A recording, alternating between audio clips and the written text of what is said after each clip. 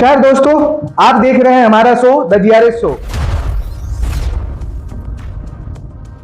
यहाँ पे हम बिना डर के सच्चाई की बात करते हैं और आज का मुद्दा जो है पश्चिम बंगाल चुनाव। वहां क्या गतिविधियां हो रही हैं, हिंसा पे हिंसा। तो बोल से पश्चिम बंगाल मुद्दे की स्थिति पिछले विधानसभा चुनाव में भी बहुत अच्छी नहीं रही। ठीक है, बहुत अच्छी तो नहीं, बहुत खराब उसको कह सकते हैं। और उसी चीज को गौरव जी फिर से दोहराया गया है पश्चिम बंगाल के चुनाव में। 4 से 5 बीजेपी के प्रत्याशियों को दौरा कर पीछा गया है।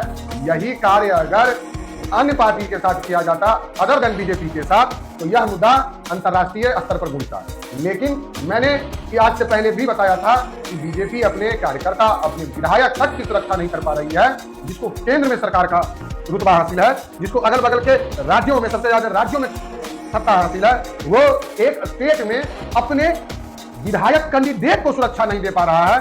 भाजपा को सबसे पहले अपने लोगों की सुरक्षा करनी चाहिए, अपने कार्यकर्ताओं की सुरक्षा करनी चाहिए। हम ग्राउंड रियलिटी की बात करें तो ममता बनर्जी बंगाल में बहुत ज्यादा ही ग्रास रूट मजबूत करके रखी है और बीजेपी वहां नहीं उभर पा रही है। उसके क्या रीजन हो सकते हैं? देखिए, रूट तो कम्युनिस्ट पार्टी का भी वहां बहुत मजबूत था, लेकिन एक बार जब वो उड़िया गए तो दोबारा वापस आना उनके लिए बड़ा मुश्किल है, क्योंकि उनकी विचारधारा और उनका जो पार्टी का जो चलने का तरीका था यह बहुत ही उटपटांग था। मोदी जी और भाजपा का भी कार्यकर्ता और भाजपा की पॉपुलरिटी इस बार बंगाल में बढ़ी है। ये आपको चुनाव पे असर दिखाता जरूर है। महिलाओं के लिए मोदी जी ने खुले मन से बहुत सारी गारंटियां दिलवाई।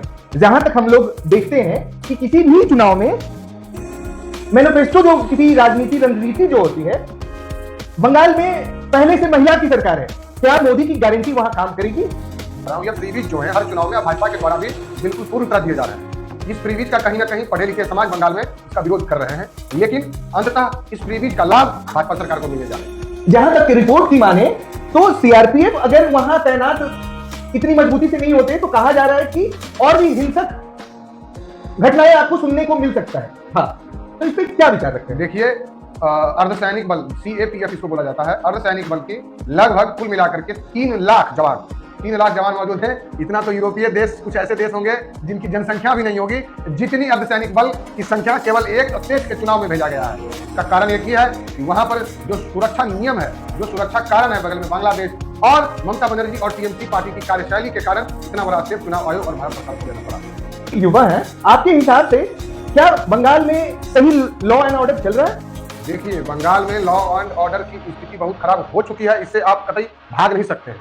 आप एक चुनाव के दिन आप एक नेशनल पार्टी के विधायक होने वाले विधायक या कैंडिडेट कह लीजिए, उनको दौरा कर मारा जा रहा है। ये एक दिन में एक नहीं, ऐसा 5 केस उभर के आया है। तो आप लॉ एंड ऑर्डर का ही इसको ठीक नहीं कर सकते। संभव हिसाब से ममता बनर्जी को हल्के में नहीं लेना चाहिए। इसका कारण यह है कि ममता बनर्जी 20 साल से नियमित रूप से सरकार में है। क्या उन्हें जड़ से उखाड़ पाना अभी मुमकिन है? आप क्या विचार रखते हैं? देखिए, जिस प्रकार से भाजपा की तैयारी है, और आपको मानना पड़ेगा कि बदमाशी के बल पे बहुत ज्यादा तो नहीं, लेकिन कुछ एक वोटों का आप जो है सो परिवर्तन करा सकते हैं। लेकिन जहां तक चुनाव आयोग ने जो शक्ति अपनाई है, उस शक्ति के कारण इस बार जो वोटिंग होगा इसमें बहुत हद तक शांति रहेगी और भाजपा का लोकप्रियता बढ़ा है। वहां जो एक विशेष जाति या धर्म के लोग हैं, उनके द्वारा किया गया जो कार्य है, उनके द्वारा किया गया जो उदंडता है, जिससे बहुसंख्यक समुदाय त्रस्त हैं और वो भाजपा की तरफ मूव करेंगे, इसमें कहीं कोई बुराई नहीं।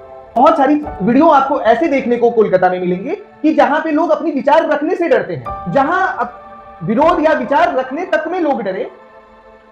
ये गौरव जी, टीएमसी के गुंडे इस कदर हावी हैं कि लोग अपने विचार अगर आज रखें भाजपा के पक्ष में, तो सांझ होते होते उसका चतुर गुंडा घर पे पहुंच जाएगा और गाली गलौज चालू कर देगा। करे तुम बोल दिया भाजपा के पक्ष में रे, चलो इसको घर से निकालो, इसका खाल खींचो। तो स्थिति लॉ एंड ऑर्डर और टीएमसी के गुंडे के मिली भगत से इतनी भयानक हो चुकी है। बंगाल में हमेशा पॉलिटिकल वायलेंस देखा गया है, नियमितता ज्यादा देखा गया है। बंगाल को बहुत छोटी पाकिस्तान भी लोग कहते हैं। इस पे आपका क्या विचार? देखिए, मैं इस बात से आपका बिल्कुल कटाक्ष करूंगा। छोटी पाकिस्तान हम उसको नहीं कर सकते हैं, क्योंकि भारत का वो अभिन्न अंग है और एक दिन वहां से रोहिंग्या और म्यांमार को हम लोग मार के भगाएंगे और नहीं भागेगा तो उसको बोरा में बंद करके डाला जाएगा, सुंदरबन डेल्टा से उसको फेंका जाएगा। लेकिन वो हमारा हिंदुस्तान का पार्ट है, अब तो उसमें कोई संदेह नहीं है। कुछ असामाजिक तत्व ममता बनर्जी दी के जो विंग के लोग हैं, जो लेफ्ट विंग के लोग हैं, वो इनमें जो है सो विचारधारा की लड़ाई ऐसी हो चुकी है कि भाजपा का विरोध करते करते लोग पाकिस्तान और बांग्लादेश के समर्थन में बोलने लगे हैं, जिसके कारण पश्चिम बंगाल का हालत दिन प्रतिदिन इस मामले में, विचारधारा के मामले में दयनीय होते जा रहा है। बंगाल में देखा गया है 91% चुनाव मतदान हुए हैं। क्या इस बार की जनता सरप्राइज वोटिंग करेगी? आप 91% मतदान सुनते ही मेरा दिमाग चौंक गया। क्योंकि देश का औसत मतदान विधानसभा और लोकसभा चुनाव में 70 से 75% रहा है। इससे ज्यादा मतदान प्रतिशत कभी नहीं रहा, कभी नहीं। आप उठा के डेटा देख सकते हैं। 91% मतदान का अर्थ है कि एसआईआर में जो नाम काटे गए उसके कारण यह सटीकता आई है। 91% मतदान का मतलब है अभूतपूर्व बदलाव होने की प्रबल संभावना। तो ममता बनर्जी और मोदी की शख्सियत में अगर आप देखते हैं तो क्या अंतर आती है? देखिए, मोदी जी और ममता की शख्सियत का तुलना करना बेवकूफी है। ममता अच्छी नेता है, कहीं कोई संदेह नहीं। ममता ने संघर्ष किया, ममता दीदी ने संघर्ष किया, आगे बढ़ा, ठीक है। लेकिन दिक्कत क्या हो गया है, मैं लोगों को यह समझ नहीं पा रहे हैं कि भाजपा का विरोध करते करते, ऐसा नहीं कि भाजपा की सारी नीतियां अच्छी है, लेकिन आप किसी का विरोध करते करते खुद को अपने स्तर को इतना गिरा लोगे कि आप क्या उटपटांग बात बोल दोगे, नहीं बोल दोगे, इसका कोई ठिकाना नहीं। अभी ममता बनर्जी ने कैसा अपशब्द का प्रयोग किया है, स्टेज पर उखाड़ लोगे, ये कर लोगे, वो कर लोगे, आप समझ रहे हैं, ठीक है। वो बंगाली में उन्होंने कहा है, मेरा डैश डैश डैश उखाड़ लोगे, इस टाइप से उन्होंने बोला है, आप समझ रहे हैं। तो फ्रस्ट्रेशन लेवल दिख रहा है टीएमसी का, फ्रस्ट्रेशन लेवल दिख रहा है ममता दीदी। वोटिंग परसेंटेज के अनुसार क्या बीजेपी सरकार बना रही है? देखिए, हाँ, वोटिंग परसेंटेज में जो बदलाव आया है, इतना ज्यादा वोटिंग परसेंटेज हाई रहने का अर्थ हमेशा यही होता है, ज्यादातर चांसेज हैं कि आपकी सरकार बदलेगी, जो जीता हुआ है वो बदलेगा। हाई वोटिंग परसेंटेज का मतलब लगभग तौर पे यही होता है, 100% नहीं, लेकिन लगभग होता है। सामाजिक तत्व की चीजें दिखी जा रही हैं। भाजपा समर्थक को दौरा पीटना, जहां कहां सिर्फ हिंसा हिंसा और हिंसा।